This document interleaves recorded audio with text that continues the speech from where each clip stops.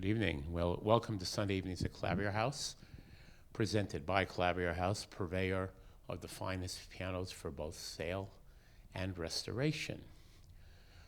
Tonight I have the pleasure of having pianist Yun Hao give a talk about a Japanese composer named Takashi Yoshimatsu, and in particular his Pleiades dances. And this will be a lecture recital, so she'll be talking about the pieces and performing them, and it'll be very informative and very interesting. This is a repertoire most people will never have heard up to now, so away we go. Yun Hao.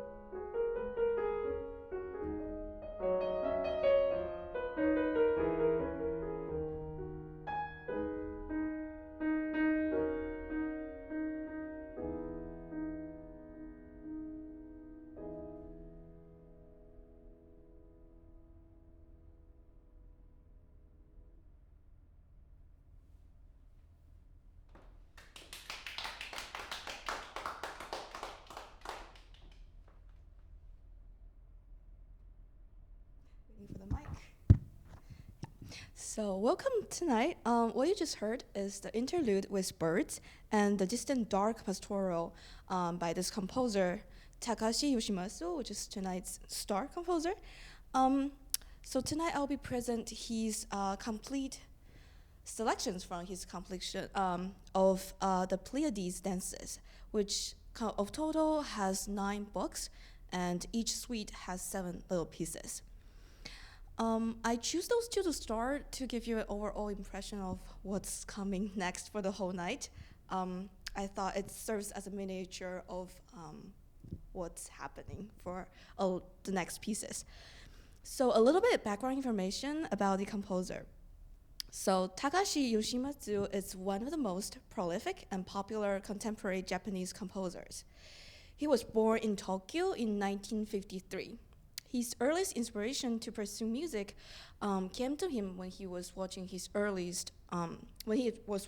youngest sister practicing the piano at home. So later, he entered the Keio University as an engineering student, but later on turned to music and studied with Professor Teizo Matsumura, but basically acquired much of the composition techniques on his own. And he wanted to become a composer because he wanted to compose symphony. By the time, his teacher, Matsumura, already did a masterpiece named Symphony by the age of 37. And one of his favorite composer, John Sibelius, also did a symphony composed around the age 37, 38. So one of his ambitions was to compose a symphony by the age of 37. And that's how he did it. That's when he composed his first symphony. So Yoshimatsu was exposed to a multitude of musical idioms growing up in Japan, and he performed with jazz and rock bands in his 20s before turning to so-called serious concert music. He prefers to the new lyricism and opposed to the general fashion at the time in Japan, which would be serialism and atonalism, with extending avant-garde techniques. So he went back, returning to the popular rhythms and romantic melody, which you just heard, a very repetitive melody, and he soon becoming to be regarded as a standard-bearer of a neo-romanticism in Japan. So far, he has composed over 6 symphonies, which the last symphony he finished last year on the theme that he loved, birds. And he also composed, by now, 12 instrumental concerti and numerous chamber and orchestral music, as well for vocal and stage, and for solo piano, guitar, and traditional Japanese instruments. The style and work he composes is very versatile. But usually, in general, he embraces the traditional classical form, like the fugue, the invention, preludes, and he incorporates the style and harmonic language of jazz and rock, and also elements of traditional African music and other ethnic music as well. There are also church music he included in his symphonies and also in the Pleiades dances suites as well. One of the religious topic has a religious title called Noel in Midnight, which depicts a cold, shining Christmas day. So Takashi Yoshimatsu is also, as I mentioned briefly, he's a great admirer of the Finnish composer John Sibelius. The traditional Finnish music, it's based on folk tunes and dance music with lots of repetitions and improvisations. In some villages in Finland, the kantele players, kantele being their national instrument, it's a string instrument. It varies from 4 strings to 20 strings and even more. So in the villages, they usually have one popular tune, and then the kantele players would play the tune for hours and even days that the player would be meditating on that melody and varies on top of the simple melody they already have. Next, I want to show you how prolific he is in composing. I find it quite amazing that he has time to polish and compose all these large orchestral works, and also with other different genres every year. So here's the book, which also, this is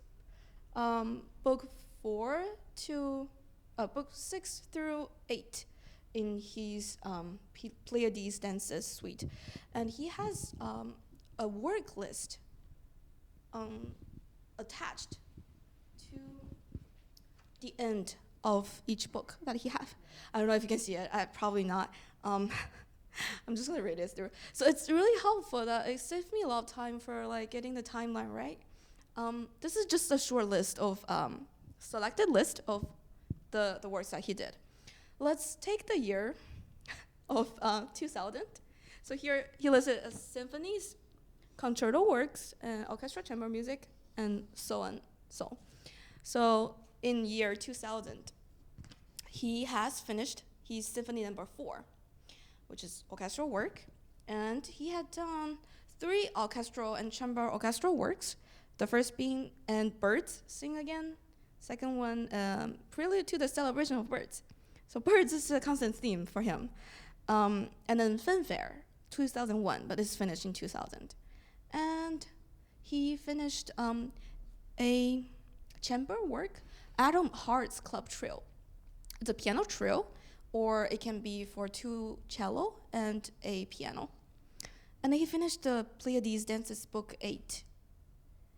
So that's basically give you an idea of how he would compose and genres music he composed for within 1 year. He's still composing, so there's more coming, and that's just a short list of the works that he composed so far. So besides composing, he spends a lot of time writing articles, music reviews, and essays. And he has published many books, including the Illustrated Encyclopedia of Classical Music series, which has now been translated and published in Taipei as well. Another thing, besides writing, composing, he does painting a lot. So on his personal website, he has his illustrations, graffiti, and self-portraits listed.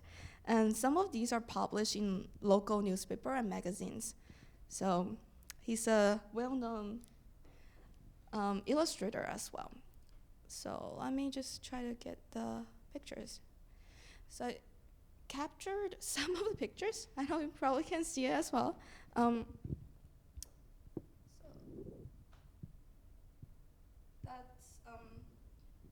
That is his self-portrait. It's round figure with glasses and beard. It's really cute. That's like symphony in Japanese. And he has cat pictures as well. But mainly those themes are for music lovers and music beginners to sort of like give you a basic theory and for them. So you can see like a cat picture on the drum. And then this is like a traditional Japanese dance or something. They're holding a fan and a flute, piano. Yeah, so it's really cute. And so this is sort of like showing us another aspect of how this composer is as a person. So let's get to the music tonight. So the Pleiades dances, Pleiades is a small cluster of 7 stars that are located just nearby the constellation Taurus. So those works, according to the composer's remarks, are his attempt to create a new form of preludes for the modern piano. They're written on the subjects of the 7 colors of the rainbow, the 7 tunes of various modes, and the 7 rhythms in variation from triple time to non-double time and so forth. There are also the etudes, in which J.S. Bach's inventions are projected on the present age through a polarized prism, and the transcriptions of imaginary dance music played in fantastical 4-dimensional space, spreading from ancient times to future, and the tiniest dance suites composed only of dots and lines. So you can tell from his choice of words that he's a good writer. Each piece in the suite has a title, so giving us an overall impression of what's coming next through the text. So for example, he has Interlude to Water, he has Flower Dance, he has Noel in Midnight, and let me think, Distant Dark Pastoral. So it sort of gives you an image of what's going on in the music as well.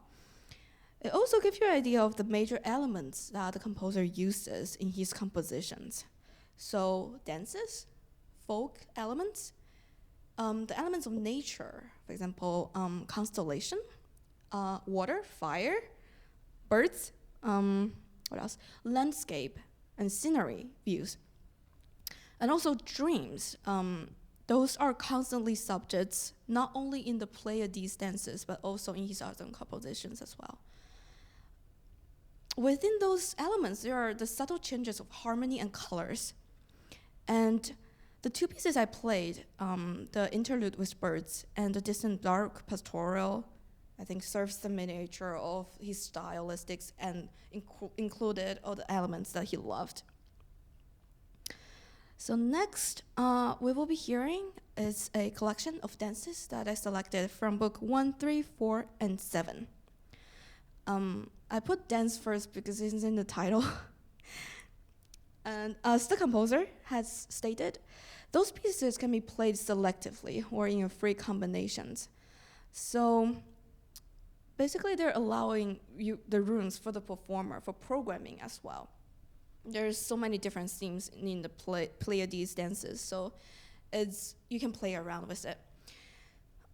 So the dances are in various modes and full of folk elements, and the rhythm constantly shifts in mixed meters.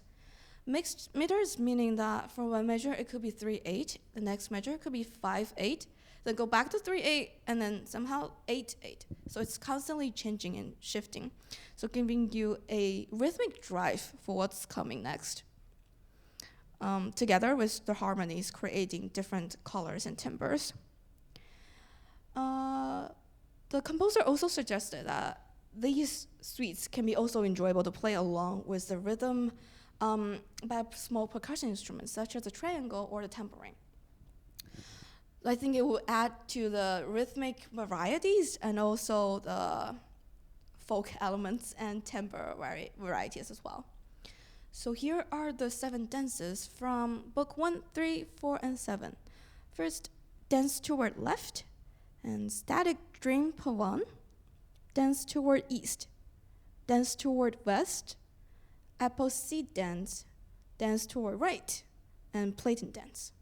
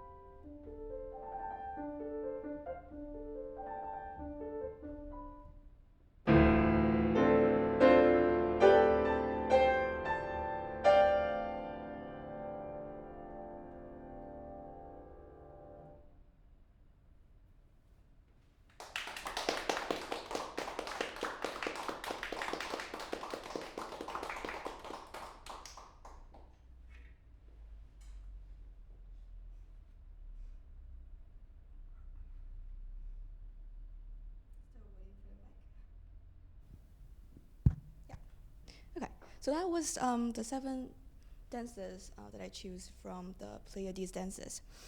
And the composer himself is really liking the number 7, and the symmetry and patterns can go with number 7. So for example, you can put 4 in the middle, and you can divide it, the rest of the 6 pieces into group of 3, with the first set, and then some interlude in the middle, and then another second of the third sets. And then you can put the centerpiece in the middle, and then you can build pairs. So that'll be 3 and 5 as a pair, and 2 and 6, and then 1 and 7. And there's also, you can put 1, 3, 5, and 7 as one theme, and then you put 2, 4, 6 in the middle with a different theme. So it's a lot of possibilities. I played around with the titles a little bit. I don't know if you noticed it. It's dance to our left, and then east, west, right. So the directions, and I put some different dances in the middle to separating them. Back to the dances. So the melody, as you heard, it's very simple and repetitive, and as in folk music. But the constantly shifting rhythm and the intensified harmony give a drive that is vivid and continuous, nonstop. The vitality and clean texture made it really accessible to us. So it's really grounded and straightforward with the rhythm and the melody. I think that's why it's really touching for me, that I think there's a common nature that the simplicity really speaking the parts out. And some of the pieces, I think there's a healing quality toward it. You hear the liveness in the music, and it's sort of made you feel like you're being healed by his music. In the meanwhile, in the dance music, the use of modes creating a rural countryside feeling, also slightly disoriented in time and space because modes are ancient form, and it's not something that we're using anymore. It's not like used in everyday in composition, but it's being used. It's not in our present time. So I think that's what the composer meant by a 4-dimensional space, where we're experiencing the past in the present moment. It's also related to a Japanese aesthetics, which we'll be talking about it later. So to continue the idea of using the ancient form, besides the pawan I played, here's our 2 selected inventions. He also wrote a lot of inventions and fugues. He wrote a little fugue in the Pleiades dances, a lot of preludes, postludes, interludes. So those ancient forms showing the influence of the Baroque music and the composer, Johannes Bach, but in a modern harmonic interpretation.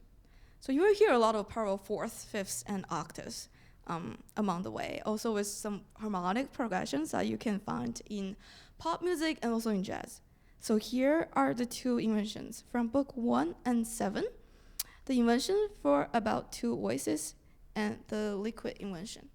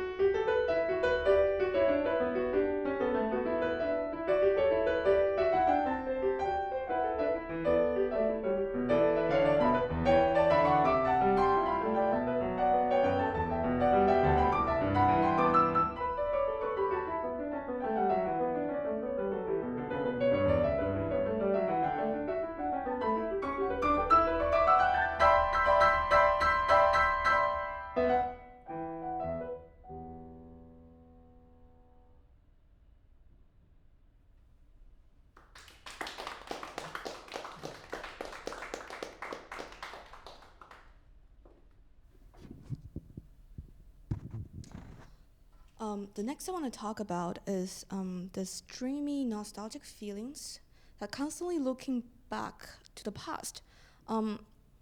It's not only appearing in the Pleiades dances, but also sort of like a constant theme for Takashi Yoshimatsu's composition. It is also the essence of the Japanese aesthetics.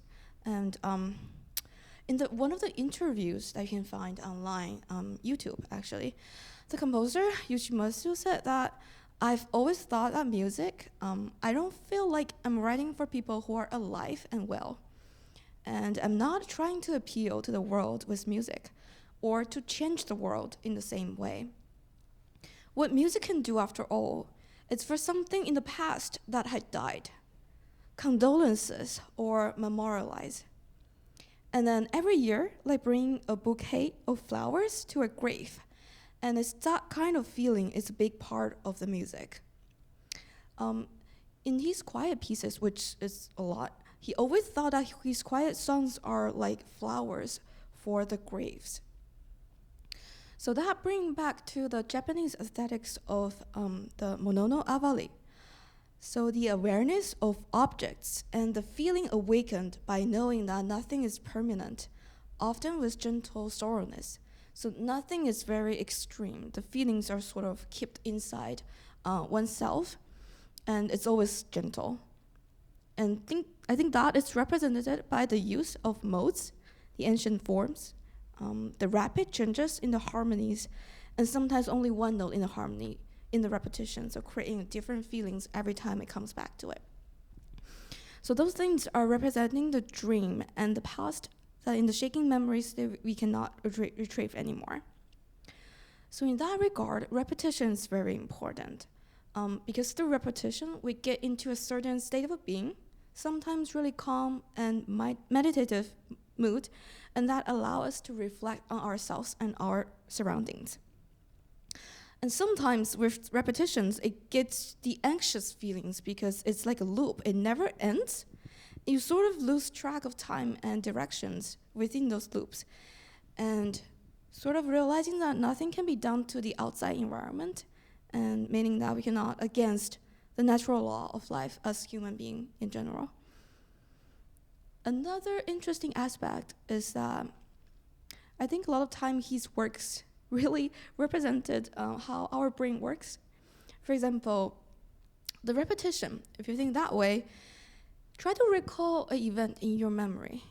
And every time you recall the same memory, it will be somehow slightly different. No matter how much you try to remember it the same way, it's always something different. That's how our brain works and how that repetition in his works does. That every time it's slightly different, but still it's the same memory in your mind. Another Japanese aesthetics is called the wabi-sabi, is that where we recognize the beauty of imperfection and allow things to come and go within their times. It's a very Zen idea, and the philosophy is appearing in a lot of Asian cultures, like the Taoism, sort of you never set your foot in the same river twice, kind of thing. That make the individual person becomes a objective, to see things from an objective angle that sort of just go with the flow, go with the nature of law, and let things happen and let things happen to you, sort of that feeling. There are 7 principles in the wabi-sabi aesthetics, which are first the fukinse, asymmetry, irregularity, and kanzo, simplicity, koko, basic, weathered, shizen, without pretense, natural as a human behavior, yugen, subtly profound grace, not obvious. That goes back to the monono avali as well. Datsuzoku, unbounded by convention, free, and seijaku, tranquility and silence. I think that pretty much concluded the composition and the stylistics of the composer. The free part, as I've mentioned briefly before, he's allowing you to do the programming by yourselves, and also he stated in his composition that he's happy with the performer expressing his or her own interpretations, including the tempo, dynamic markings, and the frequency of repetition. So as a performer, I feel very grateful for being granted that much of freedom in performing, because in contemporary music specifically, everything was marked very specific, and you have to play to that dynamic level at that certain note. But it's not in Takashi Yoshimatsu's work. I think it's influenced of jazz. The idea of free playing and improvisation really play a part in this free idea. Also, every time I play, I feel like it's a recreation together, me and the composer. So every time is slightly different. So following that nostalgic idea, here are the 4 selections from book 3, 7, and 9. The first, Interrupted Faint Prelude. Romance from the Past. Distant Dream Romance. And Arabesque in Dream.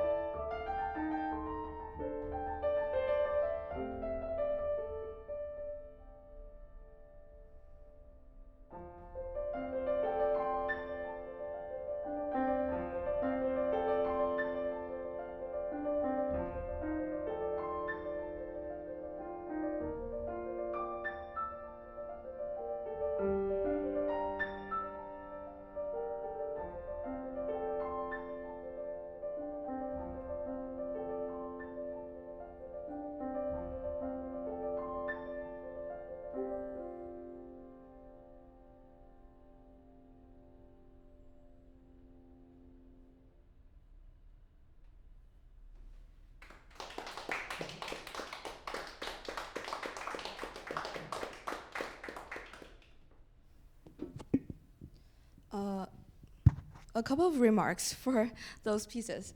The first one, interrupted faint prelude. I think of Schubert and the use of rests to create a sudden, unprepared change and sort of unknown of what's coming next. Schubert did that a lot. I think that applies in this piece as well. The interruptions give a feeling of loss, and then there's blank space in the rests left for anticipation. The next, Romance from the Past, it's a very special piece in those suites, because this one immediately the pentatonic scale, right, showing in the opening, together with occasionally with the modes, creating a distant place in a foreign country in a time that is beyond our times. That also the pentatonic scales affirming the Asian origin of the piece as well. The third one, Distant Dream Romance. It's another interesting piece because it used a pivot note, and with one note, you're in some unknown realm of sudden, and the key constantly shifts, creating a unprepared change and something that's not touchable and very breakable in a way. The last piece, the Arabesque in Dream, this piece reminded me of Monet's painting of the cathedrals at different hours of the day. So basically, with different lighting, the flowing melodic drum you have in the right hand, it's the cathedral itself, and the left hand creating different color changes, just like the lighting in a day. As well as the architecture itself, it's not really existing in our world. It only appears in our imaginations. So as we have discussed, Yoshimatsu indicates the pieces can be played selectively or free combinations. So there's much freedom for the performer in programming. However, there's always a twist. In some of the books, some of the suites, although the mode is different, but there's a unified idea. It's either going to be thematic idea or the rhythmic patterns or the themes between each suite that bound those 7 pieces together more than the other suites. So that forming a complete cycle of different experiences for the listeners. So for example, in my opinion, the complete book 5, 6, and then book 8. So book 5, it's about the timeline of a day. So starting with the dark morning. It's also very interesting that the starting point he chose of the day. It's also something associated with those untouchable. I give you a very vague idea of the time of hour. Like dark morning, and then there's a dance in the afternoon, and the twilight moment, and then it ends with the midnight hour. Book 6, it's about seasons of a year, like the cycle of life, starting with the springtime and then goes on and on, but it ends with spring comes back again. Book 8 is the days of the week, combining natural elements as the same naming system for the week of days in Japan. So their order is that they have a fire Monday. It's a moon Monday, a fire Tuesday, water Wednesday, wood Thursday, and it goes on. So there's a natural element in front of the days. So this suite that I'm about to play, it's a complete book 8, 7 pieces. It starts with Monday and ends with Sunday. A couple of remarks before I start playing. The first and last pieces, it's called the Prelude on the Moon, Monday, and the Postlude on the Sun, Sunday. They share the same thematic material, with the prelude thinner texture, softer sound, projecting the moonlight, and not much expanded postlude as a conclusion of the week. And then by the end of the postlude, the composer brings back exactly the same dynamic markings, same tempo, same thing in the prelude, sort of concluded the whole week and marked the beginning of a new day. In the scherzo is Thursday on the scherzo on wood. I really like the way the composer develops the eighth note staccato. It feels like watching a time-lapse plant growing videos. That little mushrooms popping out within seconds, or like the flower blossom within like 1 minute. It's just very, very interesting to sort of hear that and imagine that while I'm playing.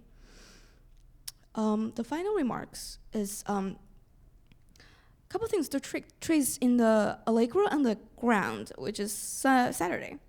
You can hear the materials, the fragments from the Tuesday theme, which is Motorado on Fire, and then you can hear the wood theme, the staccatos, staccato eighth notes in the Friday theme. So for me, it feels like a night in the open space in the woods, surrounded by nature with a bonfire by the side. So here's the complete book 8.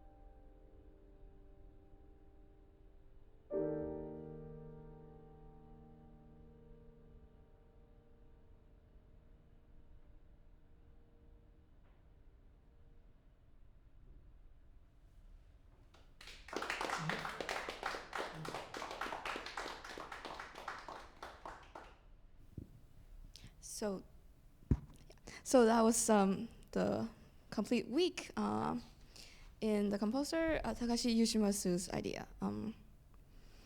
So I wanted to briefly talk a little bit about the educational purposes for those pieces. I think they suit them well. It would add on to the existing repertoire for early, for intermediate students to advanced piano learners. Its melodies and textures are simple, sight-readable. Some are sight-readable, mostly 2 to 3 voices, and really enjoyable to the ear. And not to mention it's culturally relevant for Asian student groups. The modes and the pentatonic skills really, in a way, shapes the listening.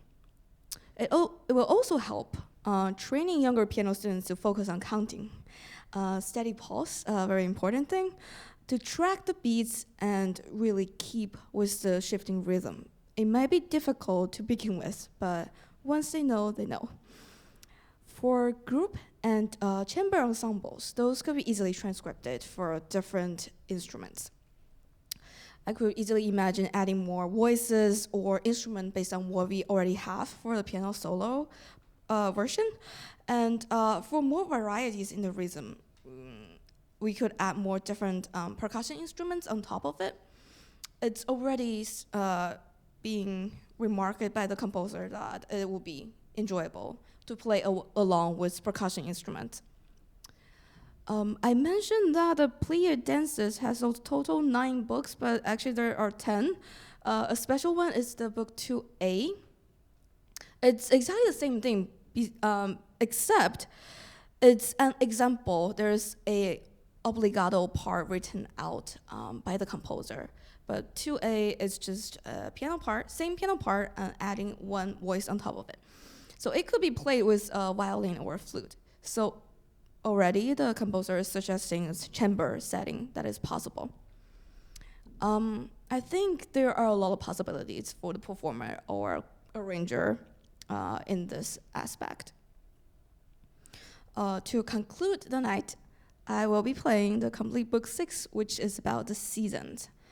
Beginning the year with the prelude to Little Spring, then Waltz on Late Spring, Pastoral on Summer, Romance to Listless Summer, Barcarolle on Autumn, Pastoral on Winter, finishes with Roundel, Spring Comes Again.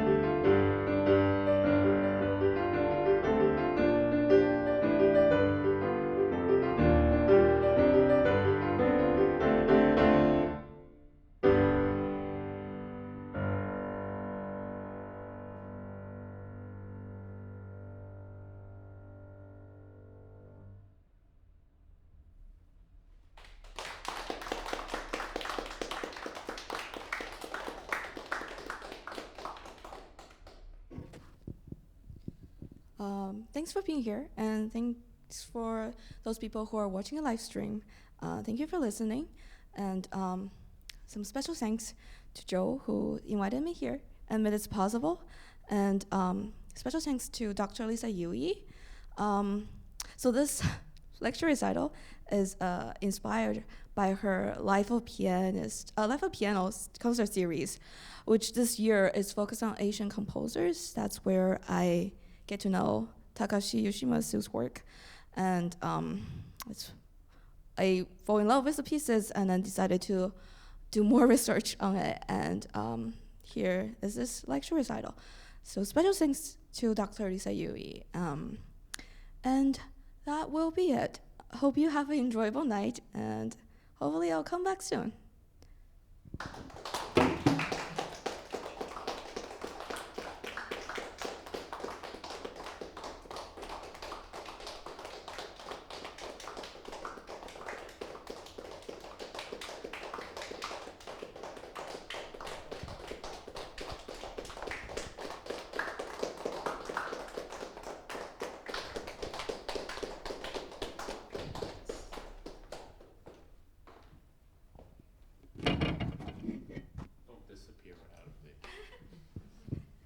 Have the mic already. It's a microphone. Okay. Well, I want to say first, thank you. This was fascinating for numerous reasons. First of all, because I didn't know any of the pieces. That's already fascinating to me at all times. But also that your presentation was full of interesting information and exceedingly well played. And I think people don't realize the complexities of playing music like this. I feel like it's playing an hour and a half of Mozart. And somehow an hour and a half of Mozart is a little bit too much for me. Yeah, as you just said, Takashi Yoshimatsu is a really popular composer in Japan, and but I don't think a lot of Pleiades dances are being played in concerts, mostly through a couple of them and through recordings as well. Also, there is complicity to those pieces. Also, the repetitions really gets you. So somehow I'm trapped in the repetitions myself sometimes. Yeah, it's also difficult to playing the same material but come back to the materials and play it differently every time. So that's something it's challenging for me when I'm playing. And also you can't do too much because the nature of the pieces is sort of transparent and it's natural. So you can't force it in a way. But you know, it's not really boring, and I think one of the reasons is that the constant shifting of the meters throws you off and captivates your ear. And so you want to keep listening because you're not 100% sure. In that respect, it's sort of interesting minimalism. Yeah, but he never called himself. Unlike some people that won't be mentioned. But he never. A very interesting thing is that he never called himself a minimalist. So you don't think of him as a minimalist. He's never said any of his works are in the style of minimalism. So that's another aspect. Doesn't matter what he says; it's what we hear.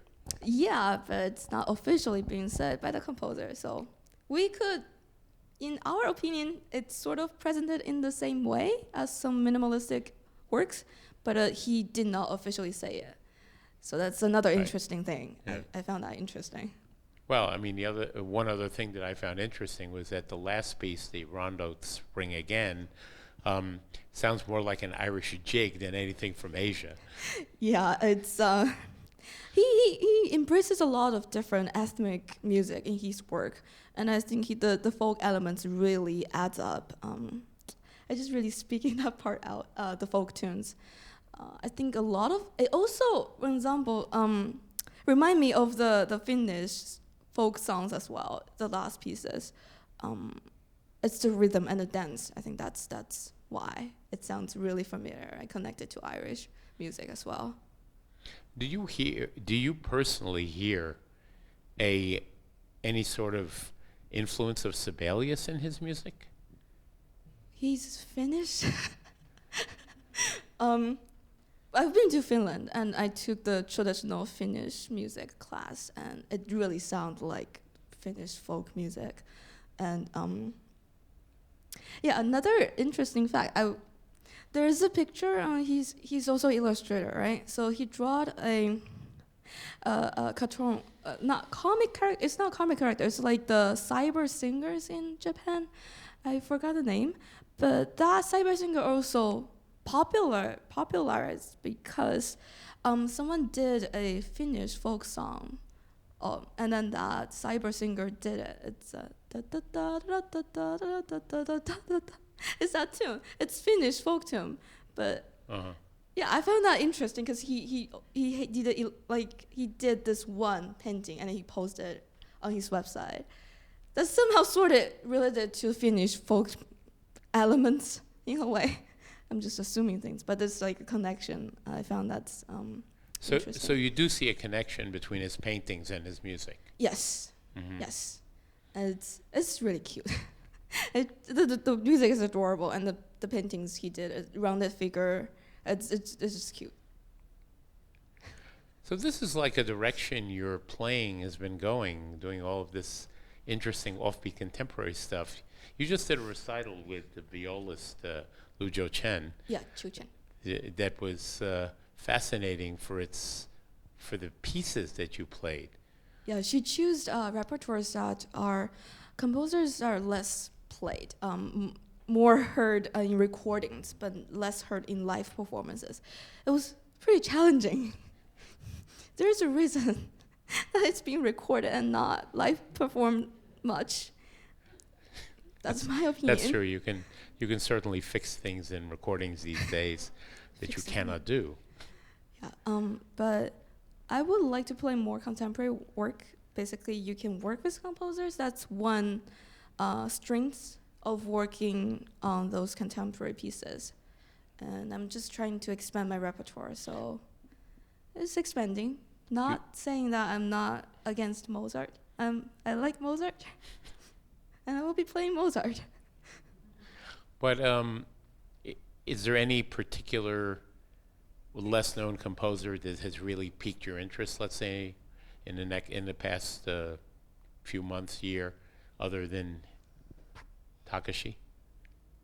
I don't know if she's less known, but her work was recently recorded in Carnegie Hall. It's Missy Mazzoli's Missy piece. Mazzoli, well, she has a huge career now. Yes, she has a huge career now, but one of the pieces I'll be doing this June in the mostly modern music festival is her piano quintet, Set That on Fire. So that's something, when I was listening to the performance, I found that hourly really stimulating. So I want to do that piece as well. But she's has a career now, so I wouldn't say that she's less known. But you bring up an interesting point. All these pieces have titles. Yes. Do you feel that if he had just called Book 6, for example, 7 pieces, instead of titling them with all of these seasons, would you approach them differently? Would you think differently of how they should be presented? In other words, do the titles inform the interpretation in some way to you? I think it did, because like I said, some of the pieces, I think in the one suite, compared to the other suites, it really sort of bound them together. But it gives you overall impression. I think the words are just like adding up to what you have heard. Because like I constantly think about Schubert somehow, but the spring time that the piece I played, it just feels like spring. It has the warmth of spring, and that's the same feeling they give me in the Schubert A major sonata, the last movement. Mm-hmm. And there's no title to that movement, but it's based on Schubert's song of spring. So he took that song and then he used it to compose the fourth movement of that sonata. So I think without those program notes, titles, you still can feel what is this piece about. But it's just more personal in a way. I don't know if that answers your question. It does. Well, I want to say thank you. This was fascinating to me in multitudinous ways, and come up with another one for a future event here. Thank you, Joe. You and Hal.